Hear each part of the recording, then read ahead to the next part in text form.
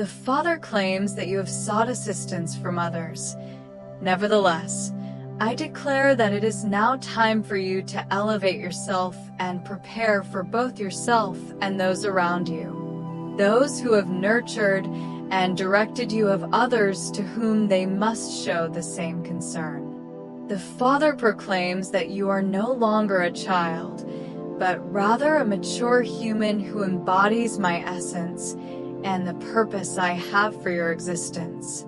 The Father says, in your life, not in the life of another.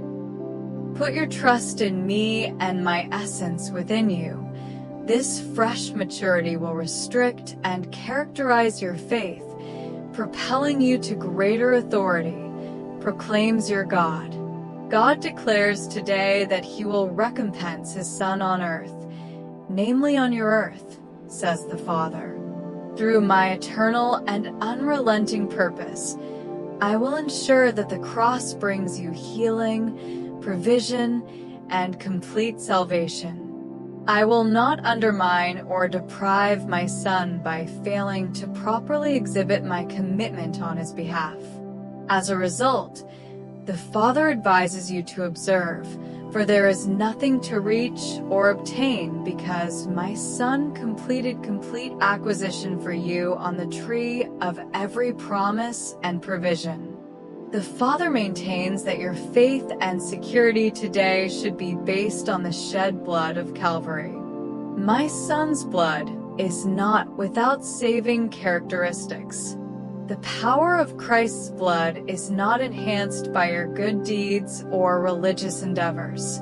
The Father asserts that there is power in the blood, authority to restore, authorization to conserve, the ability to turn even the most stubborn hearts and difficult situations to your advantage and gain. Thus, rest in the power of the only begotten's blood, declares the Father.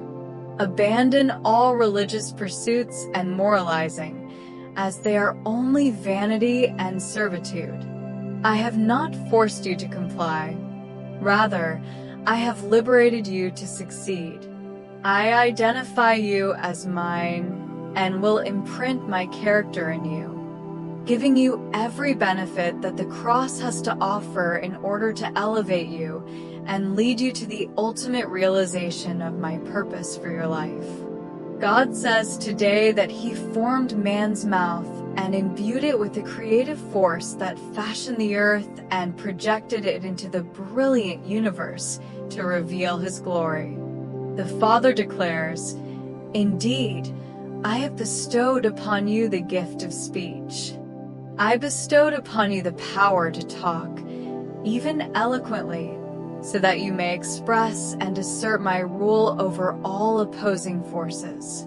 I gave you the ability to communicate, allowing you to express your emotions and use my creative influence to shape your environment as a sign of my blessing. The Father demands, open your mouth wide.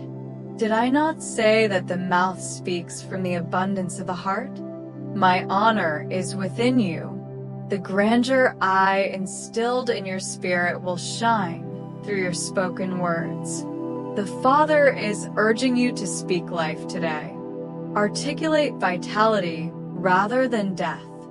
Advocate for freedom over oppression. Instead than lamenting poverty, advocate for provisions. Express your ideas with bold assurance and anticipation. Express your hope that the whole extent of my blessing, for which I sacrificed on the cross, will be visible in your life today, proclaims the Father, since this is the day of my blessing. This is the day I will reveal my faithfulness on your behalf. Today, God has instructed me to follow the advice of my Spirit. My Spirit's essence envelopes you, and you will view it with renewed vision and as a novel experience. Despite the fact that humanity has inhabited the globe for millennia, I will embark on a fresh venture on your behalf. I will launch a transformation in your life, causing others who know you to marvel. They assume they have thoroughly figured out your personality, assuming there are no unexpected details to find. The Father declares, I am resounding from above in your life. I am renewing your power with my wealth.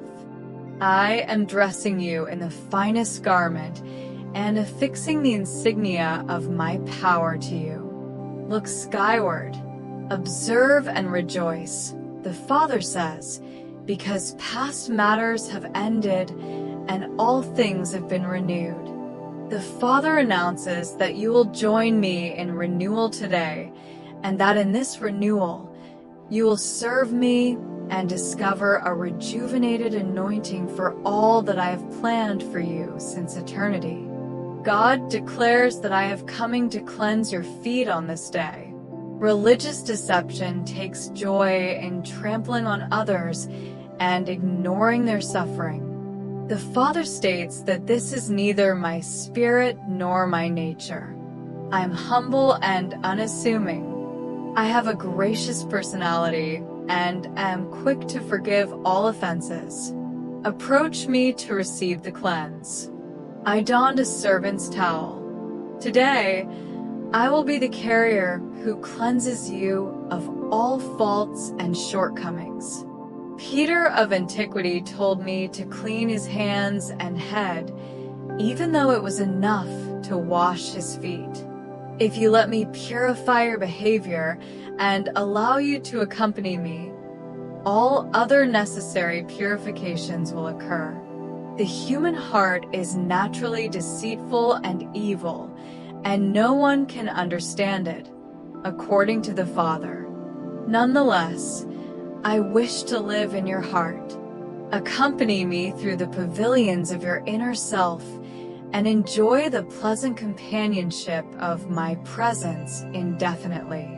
The Father states, I am present even in your failures and shortcomings. A religious reason or justification for failure is unnecessary. I'm familiar with your structure. I see that you are just dust. From the dust of corporeality, I am raising you as a new creature in my image to receive the full measure of my kindness and grace in your life today.